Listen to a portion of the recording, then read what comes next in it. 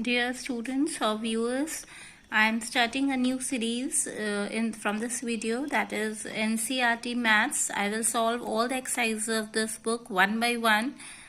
So let's today start with exercise 1.1, that is from chapter number system, that is chapter number 1. So as you all might have studied about the natural numbers in this chapter, that ranges from 0 to infinity, and if it includes 1 to infinity, that is natural numbers. If it includes 0 also, then it comes under the category of whole numbers, which is denoted by W. Natural numbers are denoted by capital N, and rational numbers, which can be depicted in the form of P by Q, that is fraction, where Q is not equal to 0, and irrational numbers are numbers which cannot be depicted in the form of fractions. So let's first solve exercise 1.1 and question number 1. Question number 1 is 0 a rational number? Can you write it in the form of P and Q, where P and Q are integers and Q is not equal to 0? So yes, 0 is a rational number. You will write 0 is a rational number. Why? Because we can write it in the form of P and Q, because it can be written in the form of P and Q, because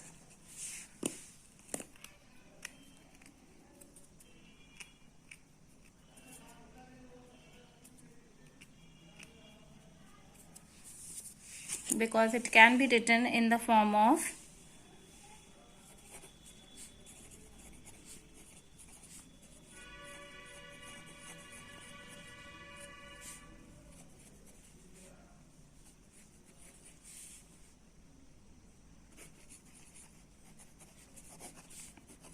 P by Q.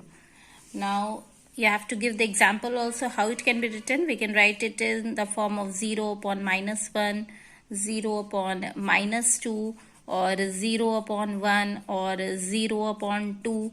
So the answer will be 0 only. So it can be written in the form of 0 by minus 1, 0 by minus 2. So we can write all the integers in the denominator till we can write it in the form of so on. We can write as many fraction in the form of fraction. We can write 0 in many forms, that is either in the form of negative integer or positive integer we can put in denominator. So because this is in the form of P and Q, so we'll write these fractions which is in the form of P by Q, where Q is not equal to 0, or you can write Q is a non-zero integer.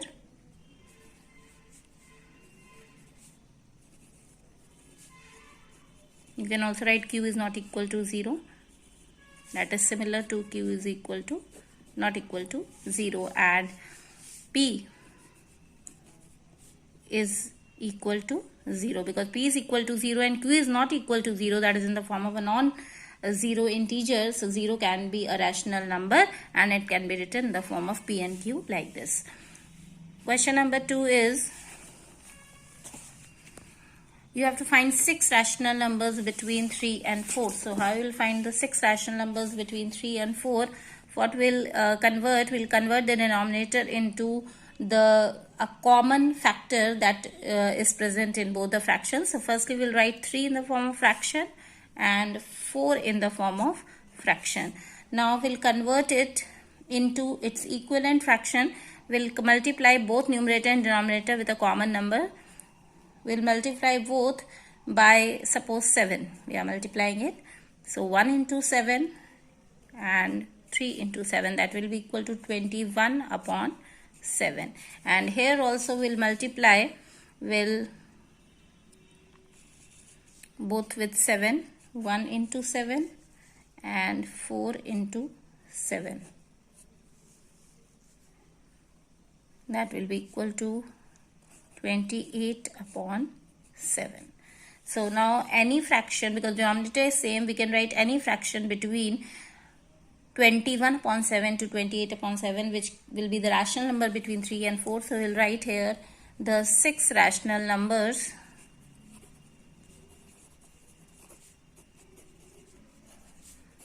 between 3 and 4 are, now you can write any 6 rational numbers, that is 22 upon 7, 23 upon 7, 24 upon 7, 25 upon 7, 26 upon 7 and 27 upon 7. So these are 6 rational numbers between 3 and 4, and similarly if we have to find the rational numbers between 3 upon 5 and 4 upon 5 in question number 3, you can do it by similar method, because already in this case the denominator has been given equal. Okay, now I'll again multiply it with a common number. You have been given 3 upon 5 and you have been given 4 upon 5. Now we'll multiply it by 6 on both the numerator and denominator. We'll get 18 upon 30, and here you will get, by multiplying it by 6, you will get 24 upon 30. Okay, so again the denominator is same, so you can write any 5 rational numbers between it. So 5 rational numbers between 3 upon 5 and 4 upon 5 are, you can write it like this: 19 upon 30, 20 upon 30, 21 upon 30, 22 upon 30 and 23 upon 30. Next question is about true and false. You can see here every natural number is a whole number.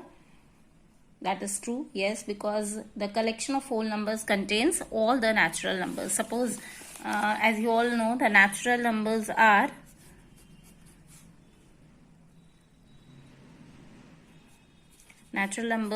from 1, 2, 3 and so on, and whole numbers are ranging from 0 to 1, 2 and so on. So it is written every natural number is a whole number. So it is correct, because every natural number is included in the whole number. So you can write in question number 4, first part, true and false. You can write the first answer is true. Why? Because collection of whole numbers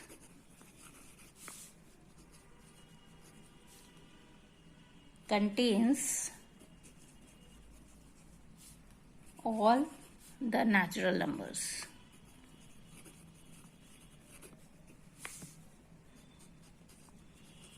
Number second is every integer is a whole number. Now integer is denoted by letter Z, and integer may include positive and negative numbers. So every integer is a whole number? No, false. Integers, what are integers? Integers may be -1, -2, +1, +2. All these are integers, positive, negative integer. So every integer is a whole number. That is not true, because these may be whole numbers, but these are not whole numbers. So every integer is a whole number is false. And why? Because -4, for example, is an integer but not a whole number. You can write any other integer also. It is, you can show it that whole numbers include 0, 1, 2, 3, 4, while integers does not, while whole number does not include any negative numbers, and therefore it is false. Answer number third is, question is every rational number is a whole number. Now what are rational numbers? That can be written in the form of fractions.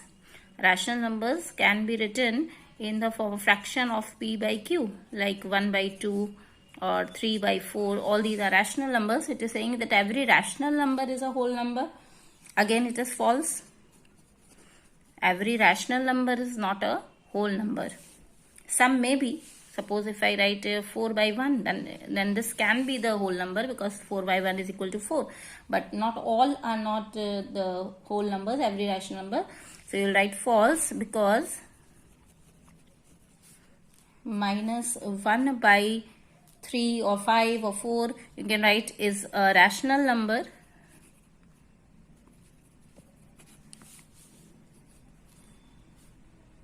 But not a whole number. You have to give reason also, whatever you are writing true or false. So you have to write the appropriate reason. So you can write it in your own words like this. So this finishes your exercise 1.1. I have written everything so that if you have to write in your notebooks also, you can write it clearly.